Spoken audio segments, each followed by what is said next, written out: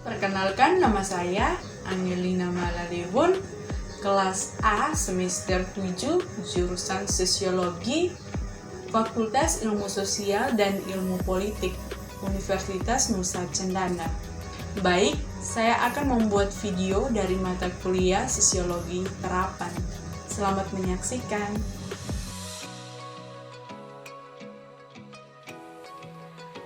Ketimpangan di Indonesia, makna dan solusi mengatasinya.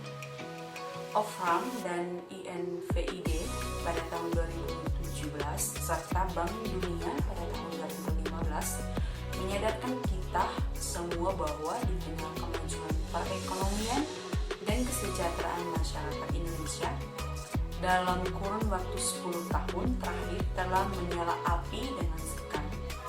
Bara yang tak kunjung padam itu ialah sebuah kenaikan ketimpangan pendapatan dalam masyarakat.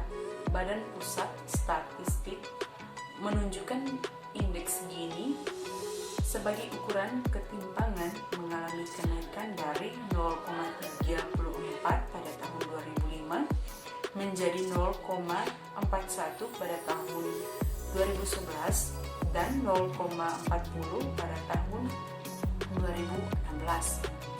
Dengan menggunakan ukuran rasio penguasaan kue ekonomi atau pengeluaran dari 10% penduduk teratas jika dibanding dengan 10% penduduk terbawah. Ketimpangan mengalami peningkatan yang cukup tajam dari 6,6 pada tahun 1996 dan 7,77 pada tahun 2005 menjadi 10,67 pada tahun 2014. Laporan Oxfam dan INVID tahun 2017 jauh mengerikan. 4 orang terkaya di Indonesia memiliki kekayaan lebih besar jika dibandingkan dengan kekayaan 100 juta penduduk termiskin di Indonesia. Makna di balik angka di atas memberikan gambaran bahwa kue ekonomi terkonsentrasi di kelompok masyarakat kelas atas.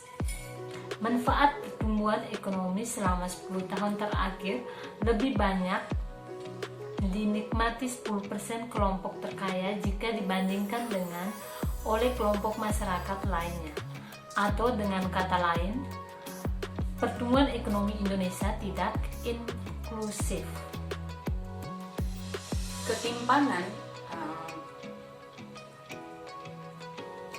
Ketimpangan layaknya api dalam sekam, tidak terlihat secara kasat mata, tetapi tanpa solusi nyata, api ini akan dapat meluluhlantahkan bangunan Indonesia. Berbagai studi menunjukkan ketimpangan merupakan katalis dari kecemburuan sosial masyarakat, konflik sosial, dan kegaduhan politik. Dani dan Pater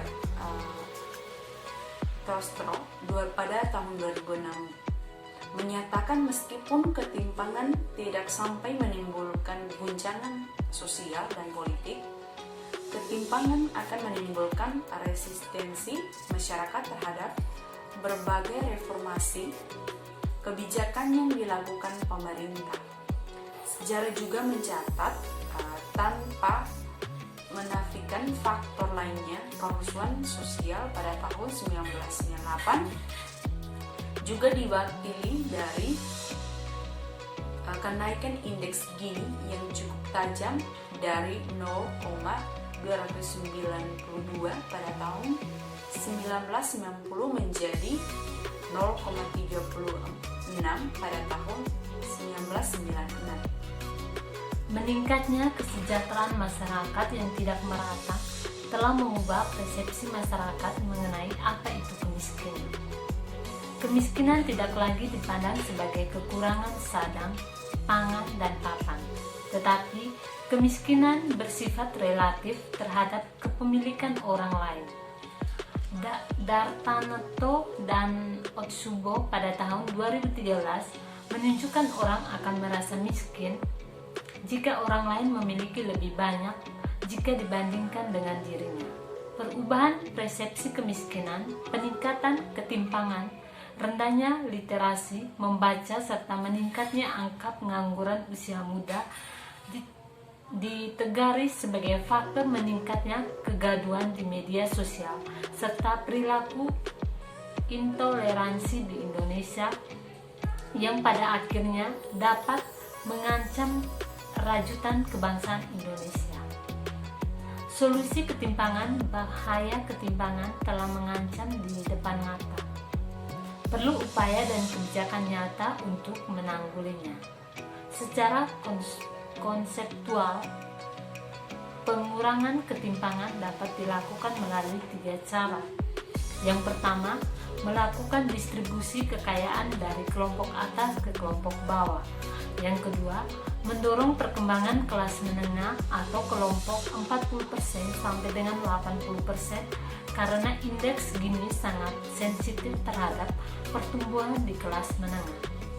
Yang ketiga, pertumbuhan inklusif dengan kelompok masyarakat bawah harus tumbuh lebih cepat jika dibandingkan dengan kelompok masyarakat atas.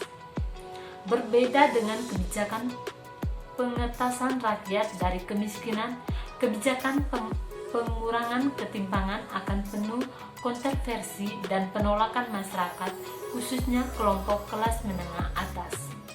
Distribusi kekayaan dari kelompok atas akan penuh kontroversi karena dengan kekuatan sumber daya mereka mampu mempengaruhi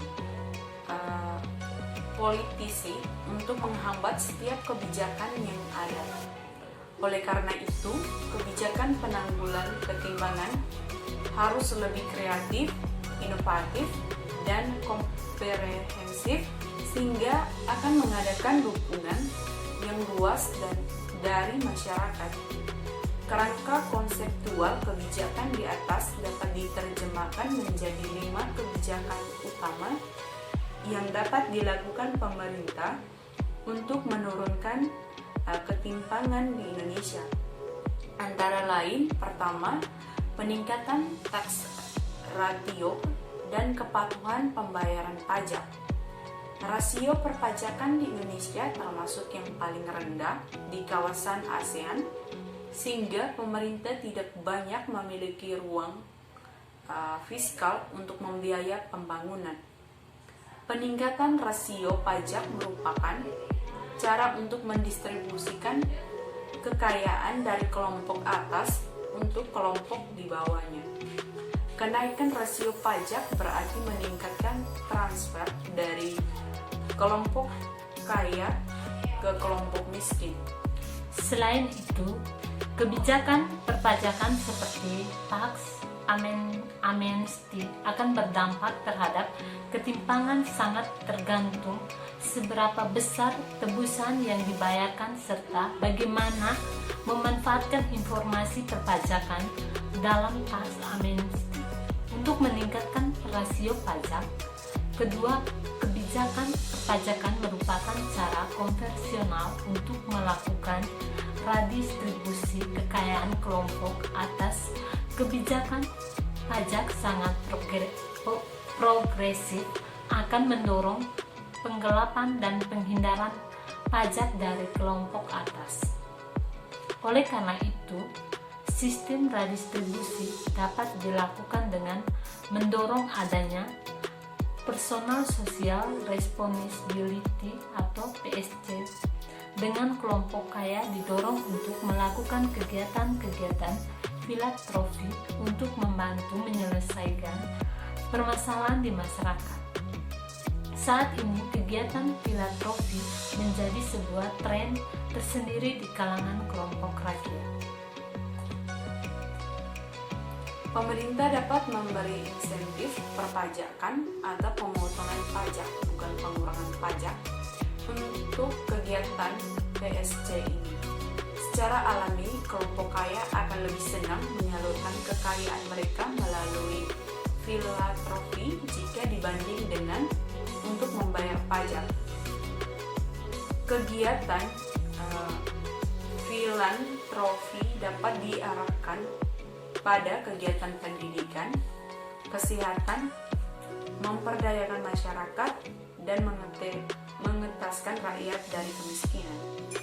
Ketiga, keterpaduan antara pengembangan sumber daya manusia dan peta jalan transformasi perekonomian, menunjukkan transformasi struktur dari sektor pertanian menuju sektor industri dan jasa yang tidak terarah merupakan salah satu penyebab ketimpangan di Indonesia. Perkembangan sektor jasa yang meningkat selama 20 tahun terakhir tidak dibarengi peningkatan keterampilan sumber daya manusia yang mendukung perkembangan sektor jasa.